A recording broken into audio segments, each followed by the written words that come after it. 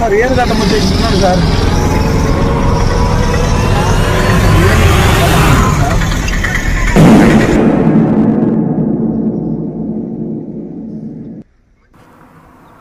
ఈరోజు చిత్తూరు నుండి పలంనేరుకు వస్తూ ఉంటే మన ముగిలి ఘాట్లో